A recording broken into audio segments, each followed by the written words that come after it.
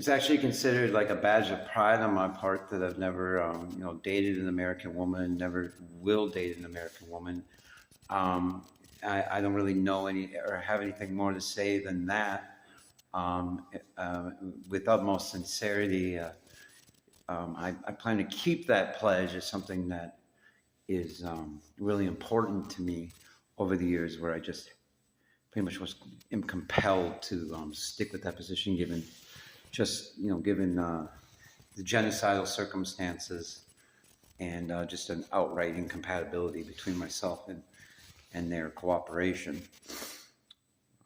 Anyway, back in February of '08, I confided in with the military. Adopted this cult of personality that came from MySpace. And, one of the first things I told them was, I said, this cult of personality that you're propagating to the public, it's when the microwave antennas first came on, started talking to people kind of, privately, like say inaudibly to others, where it's kind of like, I call it a speaker pointer, like a laser pointer, but it's a speaker, where, privately they just kept saying, kill yourself, commit suicide. They're laughing, and they said, and I said, no, I said, I'm going to make $1 billion industry in 5 minutes. And they just laughed. They said, you couldn't make, 10 grand a year if you tried, and you never will. And they said, and I said, no, I said, listen, I've done it before. That's why you're here. I said, it's the CIA. They're pretty much coming here to get rid of me so they can take credit for my intellectual property.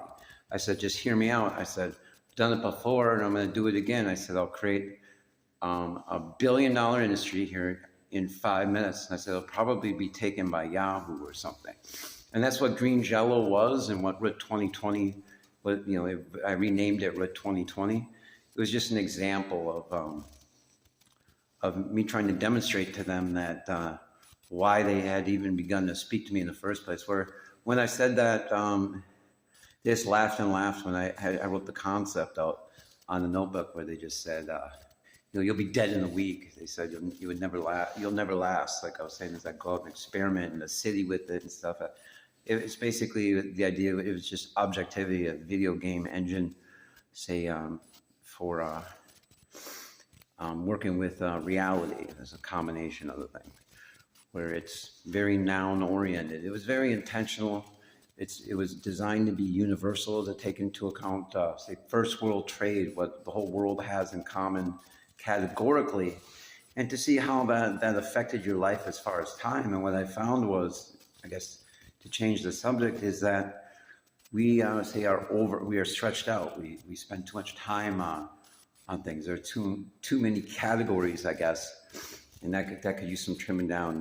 We're overbooked, just based on first world commonalities, not just, say the products that we sell to each other, but also commonalities in infrastructure amongst first world and, like, say, major developing countries, where it's the physical buildings, and you have the products and the categories that they're in, and then, of course, information systems kind of allowing you to access those physical structures and, say, order the products. But anyway, I would say that was the final conclusion. Is just we're a bit stretched out, and so that universality was just an experiment. It wasn't a real thing, like a real culture. It was just to kind of see what culture would come out of, say, that commonality.